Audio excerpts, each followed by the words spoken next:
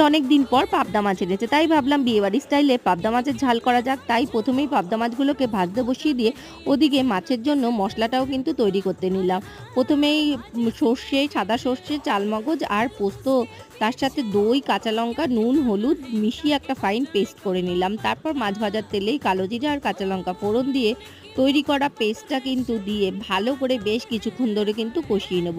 যখন এটা বেশ শুকনো শুকনো হয়ে যাবে, এর মধ্যে বাটি ধোয়া জলটা দিয়ে আরও কিছুক্ষণ কিন্তু কষিয়ে নেব। কষানোটা হয়ে যাওয়ার পর তারপরে এর মধ্যে একটা বড় সাইজের টমেটো পেস্ট করে এর মধ্যে মিলিয়ে দিয়ে আরও বেশ ৫ মিনিট কষিয়ে নেব। তাহলে কিন্তু মশলাটা বেশ ভালো সুন্দর টেস্ট হয়ে যাবে। আর তারপরে কিন্তু এর মধ্যে মাছগুলো দিয়ে আর খানিকটা জল দিয়ে চাপা ঢাকা দিয়ে ৫ থেকে ৭ মিনিট ফুটতে দেব। ফোটানো হয়ে গেলেই ভালো করে যখন কষা কষা হয়ে আসবে, ওপর থেকে বেশ খানিকটা কাঁচা তেল ছড়িয়ে দিয়ে চাপা ঢাকা দিয়ে রাখলেই তৈরি হয়ে গেল মাছ।